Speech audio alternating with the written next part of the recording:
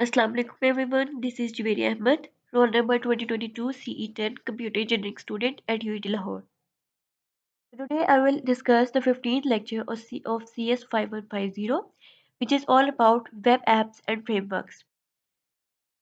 Mainly, for this course we will be seeing Django or like Django. Then we will see object versus relational database. Then we will see entity relational model, sorry. And then we will see the CRUD, which is create, remove, update, and then delete. Sorry, create and read.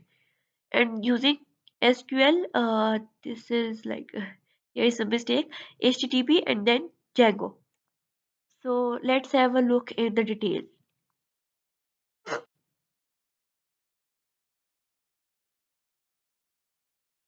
These are basically the slides given by the CS5 in 5150.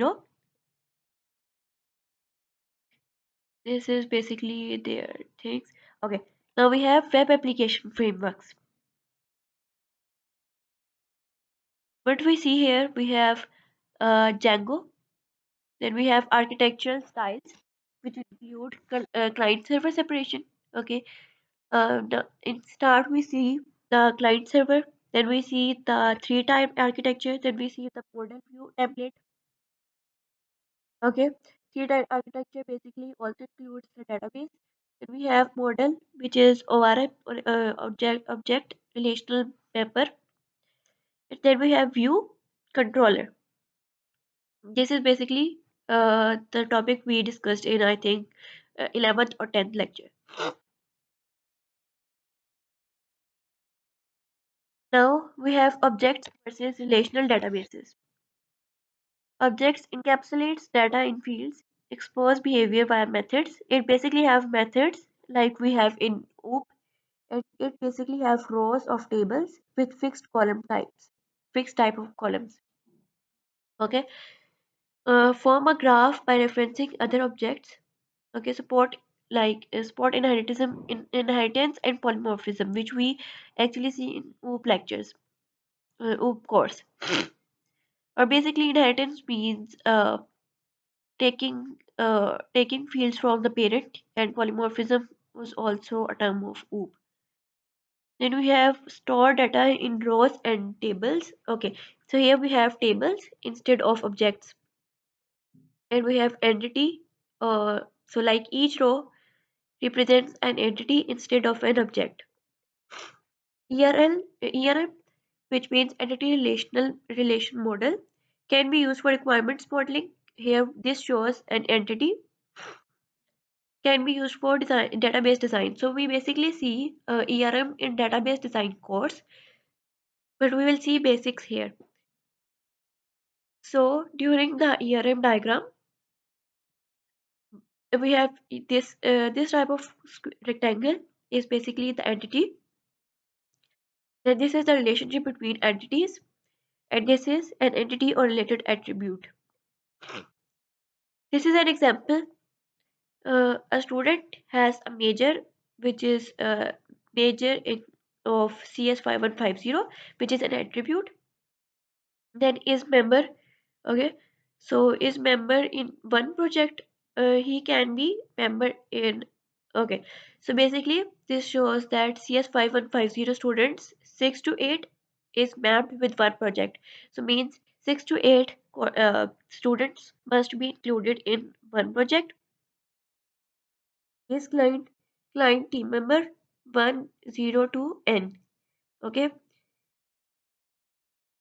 one client team member can be mapped to N projects, and is contact, or this is basically the details. Here representations, database tables. In database tables we like see, okay, we have relational databases where we have tables and where we have columns and fixed type of columns, so we give them names. These are basically the names of the columns, and this is basically objects, and like we see we have polymorphism and objects and methods in the the project the objects. Now this is basically web crow diagram data. Okay, This is basically their own things. Okay, now we have Django. How can we create a relational model? Okay, basically this is object relational mapper. So how can we create this in Django? We can create this using these are basically the objects and class person. Now we have class with these type of attributes, and then this is the table that we create in relational. Then CRUD, as I told you earlier, create, read, update, delete.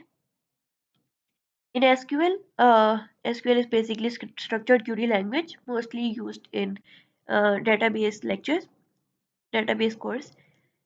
Okay, so for CRUD in SQL, we have in these type of commands, and for CRUD in HTTP, we have these type of commands. Then in Django, we have these type of commands, and they are basically how can we use them. Django views, these are basically the views and how we can see their paths.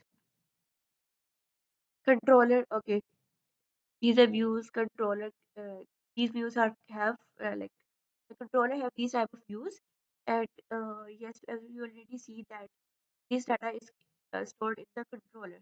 Okay, what is the current state and etc. Then we have templates, logging, advantages over printing. Sorry, okay, flexibility in output destination, filtering, etc. These are basically the advantages of logging using single type pattern. And for global configuration, we use single type pattern. But in single type pattern, we have also discussed this in, I think, 17th lecture, but it basically means that we can create only one instance of the class.